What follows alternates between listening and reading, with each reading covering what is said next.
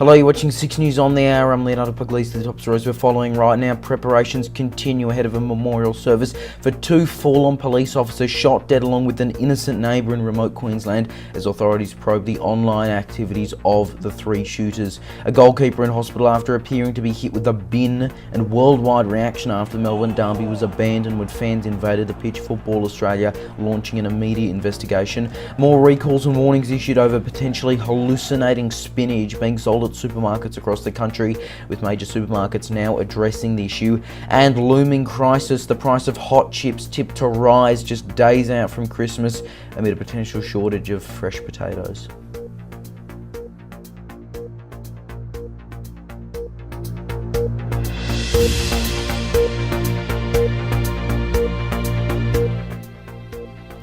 Good evening. They referred to police as devils and demons, warned of the health dangers of 5G, and reportedly believe Port Arthur was a false flag operation. Tonight we're learning more about the cop killers' conspiracy theories and why 6 people may be dead in the name of disinformation.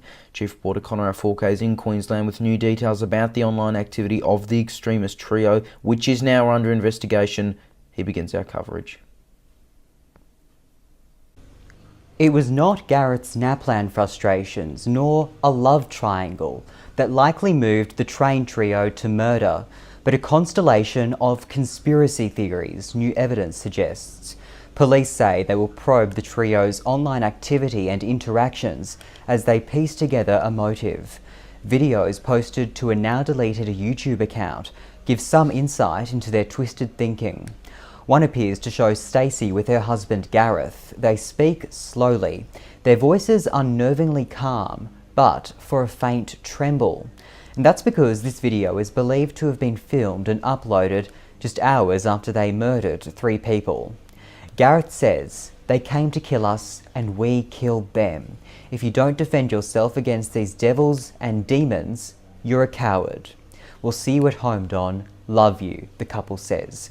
With The Guardian reporting the video was addressed to an Arizona-based conspiracy theorist who they'd been interacting with online. They appear to have shared the same grab bag ideology, with a hatred of police and government spurred on by their fundamentalist Christianity and connection to the sovereign citizen movement.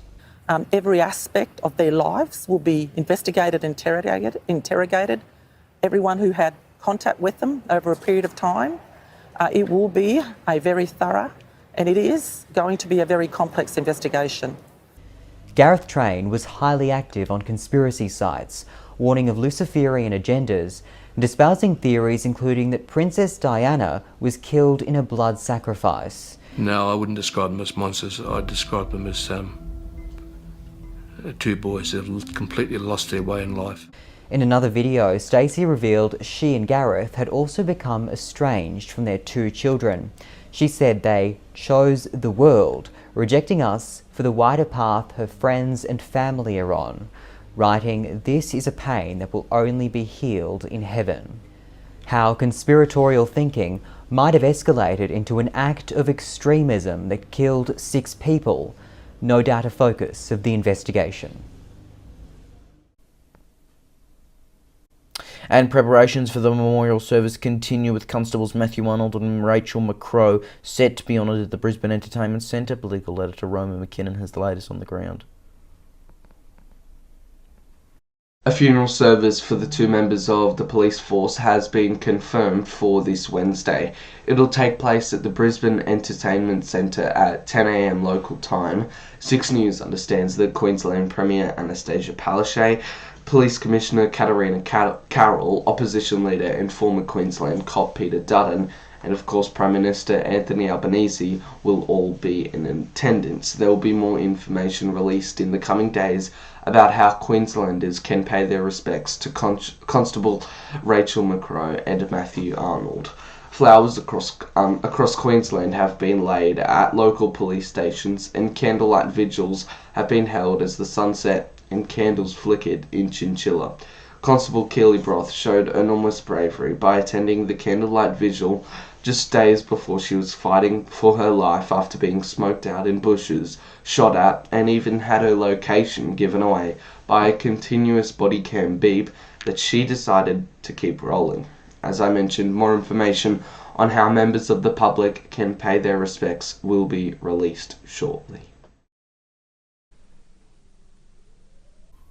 All roads remain closed across South Australia amid an ongoing flood crisis. Businesses across the River Murray are closed. Authorities have warned that flood waters could rise rapidly and are likely to be fast moving, saying children should not be allowed to play in or near flood water or drains, and people should not drive, ride or walk near flood waters. The SES says these weather conditions could last until the end of the month. Residents south of Perth remain on high alert over a bushfire. Authorities in WA have warned of increasingly easterly winds that could be putting pressure on containment lines. Some residents have been asked to evacuate immediately because of a threat to lives and homes. For more coverage of this, head to 6 News on social media at SIXNewsAU with the latest on emergency warnings. Fallout and worldwide reaction continues after the A-League Melbourne Derby between Melbourne Victory and Melbourne City was abandoned when fans invaded the pitch. City goalkeeper Tom Glover was hit with what appeared to be a bin and taken to hospital. Football Australia launching a media investigation. Late last night, 6 News spoke to political commentator and host of the Matthew Hayne Show, Matthew Hayne, who was at Amy Park for the game. They had been doing what is their absolute right to protest the, in my view, terrible decision made by the APL this past week. And in doing so, they were chanting obscenities. And there was at the city end, there was a CFG, as in City Football Group, owned by the UAE, for them to get out of their club, which I'm a big, strong supporter of, as well as the Victory fans being incredibly upset, although at least their club has, despite poor statements by their leadership, been attempting to do things recently. And one thing by fans has been the 20th minute mark, as all A-League games have this week, is for the active support at each end, the most loyal fans to walk out of the match. This got support from commentators. Channel 10 seems to be on board with this, considering they're showing the games. That's a good step, because without the fans, football is nothing. Unfortunately, simply standing up and walking down a set of stairs is too hard for some people. Some people decided to lob flares on the pitch, and I'll be honest, I thought it was quite funny at the time, until you hit a Fox Sports cameraman, or not Fox Sports, a Channel 10 cameraman, hit them or their camera, and so you start lobbing it at goalkeepers or at the goals themselves. The play was then stopped because down the city end, they'd thrown a flare onto the pitch that was sitting in Paul Izzo's net. So they had to stop the game for that, which makes sense. Smart move by the ref. And so obviously, Melbourne City goalkeeper Thomas Glover decided to pick up a flare. He picked it up with his right hand, tossed it out to his right. So anyone saying that he threw it, that is a fairly strong word of the use throw. I would use toss. I understand that sounds like I'm playing with words here, but there you are. It definitely looked like it hit one of the Victory Active support people in the front row, possibly chest or head or something, with not enough force to be upset about it other than "you dickhead" being a response.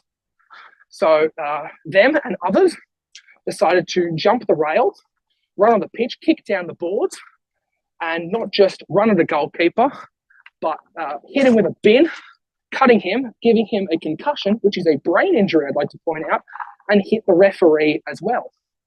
These are the hooligan thugs that every single, and if I may say in my own commentary, Channel 7, 9 and News Corp reporter has been saying are the hooligan thugs who they name and blame. Apart from what we saw with the Derby game, there were walkouts, peaceful walkouts in previous games. Newcastle Jets fans said over, of course, that Sydney Grand Final decision.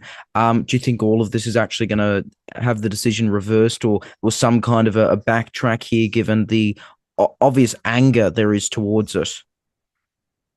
Well, not anymore. Why would you now host a grand final in Melbourne as a possibility if the Victory or City come top?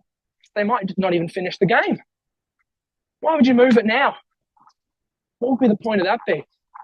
Townsend and the APL now look correct for their decision, because now the grand final won't descend into chaos and violence on the streets of, well, not the streets, but on the pitch at Amy Park, home of, well, no longer probably City and Victory, probably the home just the Melbourne Rebels now.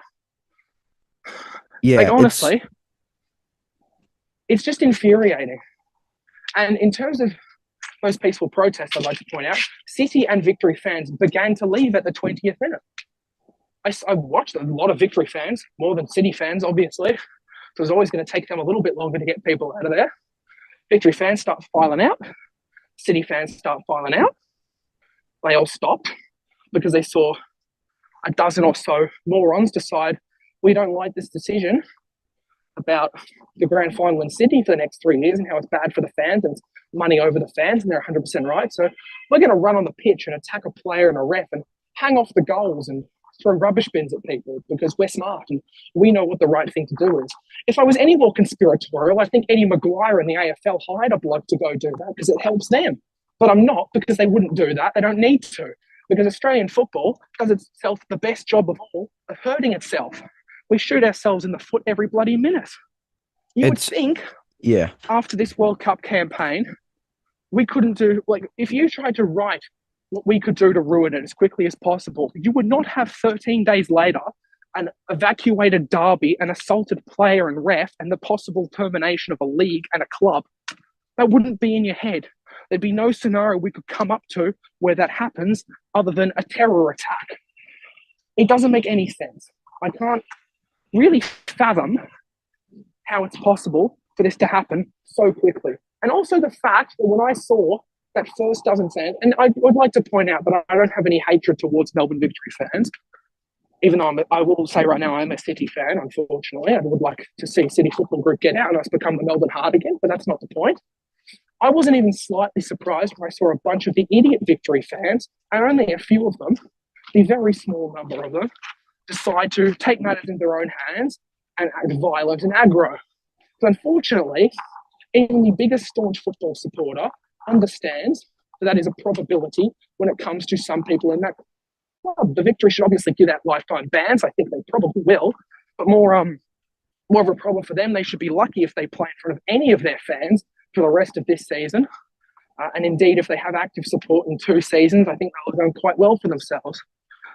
In terms of what this means for the league, personally, and this is an emotional one, considering I've been walking home from the ground for a while now and I've had time to stew on this, I'm not particularly interested in going to watch my own team, let alone the Victory anymore in the A-League. And personally, I'm going to go watch the NPL, probably go watch Green Gully would be my call. Senior New South Wales Liberal MP David Elliott says his party has thrown women under the bus in several pre-selection contests ahead of the March state election. Elliott said that while he's no feminist, it would be, quote, nice to see a quality woman get Liberal pre-selection, claiming that high-calibre ladies have been thrown under the bus in the seats of Camden, Davidson, Pittwater, Riverstone and South Coast. He added that he and Deputy Liberal leader Matt Keane finally find ourselves on a unity ticket. Quote, at some stage, we have to work out how to stop putting testosterone before talent. A Queensland child has been taken to hospital with more recalls and warnings issued over potentially hallucinogenic spinach that is being sold at stores across the country. Major supermarkets are now addressing the issue. Reporter Austin Pollock has the latest details. Supermarkets have begun recalling spinach products that may be part of a toxic batch. Health authorities have issued numerous alerts as some products may be contaminated with a highly toxic plant. And already a child in Queensland has had to be taken to hospital after consuming the spinach. Among the products recalled, Coles home brand spinach, baby leaf blend, chef tender leaf, as well as kitchen green goodness salad, kitchen chicken BLT salad bowl, and more, with use by dates between the 17th of December to the 23rd of December 2022. From Woolworths, their chicken cob salad and chicken falafel salad have both been recalled. In addition to that, Fresh Salad Co.'s Fresh and Fast Stir Fry and Riviera Fresh's Riviera Farms baby spinach has also been recalled. Authorities are warning that if you have any of these products with the use-by date shown, you should dispose of them immediately. We know that we've had 11 patients who have required treatment in emergency in the last 24 to 36 hours in Victoria. Reported symptoms include confusion, hallucination, dry mouth, and rapid heart rate. If you believe you may have come into contact with the contaminated spinach, you should contact the Poisons Information Centre on 13 11 26. Austin Pollock, 6 News. The price of hot chips in Australia is now tipped to rise just days out from Christmas amid a potential shortage of fresh potatoes. The Australian Hospitality Association says pub owners will either have to raise their chip prices or find a replacement instead. Meanwhile, the Hotels Association told the ABC prices could rise by up to 40% with transport and supply chain issues contributing. A purchase limit of no more than 2 items per transaction is currently in place at Coles. Twitter has unsuspended the accounts of several journalists who were banned while also covering Elon Musk. Musk accused journalists, including those working for CNN, the New York Times and the Washington Post, of endangering his family because they were supposedly engaging in doxing, with the ongoing fallout amid the suspension of Elon Jet, an account that tracks his private jet. A Twitter poll Musk created showed the majority of people wanted the suspensions lifted immediately, not in 7 days. The death toll at a campsite in Malaysia following a landslide has again risen overnight. At least 24 people, including 2 children, are dead, with several more missing. Officials saying an estimated 450,000 cubic metres of debris hit the area, with the site reportedly now being considered to be run illegally for 2 years. The camp operators now face up to 3 years in prison if found guilty. Changing pace now, Croatia has defeated Morocco 2-1 to claim third place in the FIFA World Cup. At 2 a.m, AEDT Argentina will be playing France in the final. Argentina looking for their third ever World Cup win, while France is aiming to go back-to-back after their 2018 win. Odds seem to be giving both sides a fairly even chance of claiming victory at this stage. France coming off a 2-0 win, Argentina off a 3-0 win. I would say I am predicting Argentina will win. We'll have to see. Messi, I reckon 2-1 Argentina's way, but we will of course have to wait and see for that. I know for one I will be up for it. And how's Arvin Melly in Perth with a look at what's coming up later tonight on WAMN News. Thanks, Leo. Tonight on WAMN News, to mask or not to mask. Western Australians are almost evenly split on mask wearing choices before Christmas as cases remain high. A WAMN News exclusive. Also tonight, youth crime in WA's north is set to spike during Christmas and the New Year. A 27-year-old man has been charged over the death of a 24-year-old woman in Perth City. Crowds flocked to welcome Perth Zoo's newest addition, Jelani the Lion, and later Dr. Andrew Miller's comment. Join us tonight on the WAMN News Facebook page and YouTube channel. Alright, thanks for Arvin and Melly. They're now taking a look at tomorrow's weather forecast right across the nation. We've got warm weather across the entire country. Brisbane partly cloudy, 26 degrees, 19 in Sydney, 23 in Canberra, 18 in Melbourne, 17 down in Hobart, 32 over in Adelaide. Starting the day at just 21 in the west before Perth then gets to a top of 33 and a Darwin a warm but wet top there of 31. A reminder of the top stories we're following on 6 News this hour, and we're learning more about the Queensland cop killers conspiracy theories and why 6 people may be dead in the name of disinformation. Preparations for the memorial service continuing, with Constables Matthew Arnold and Rachel McCrow set to be honoured at the Brisbane Entertainment Centre. And fallout and worldwide reaction continues after the A-League Melbourne Derby was abandoned when fans invaded the pitch. City goalkeeper Tom Glover hit with what appeared to be a bin and taken to hospital. Football Australia launching an immediate investigation. That is 6 News for this hour. There is more news 24/7 on our website, SIXNewsAU.com, and on social media, Facebook, Twitter, Instagram, TikTok, and Leeds. Just search 6NewsAU to find us. I'm Leonardo Puglisi. Thanks for your company. Good night.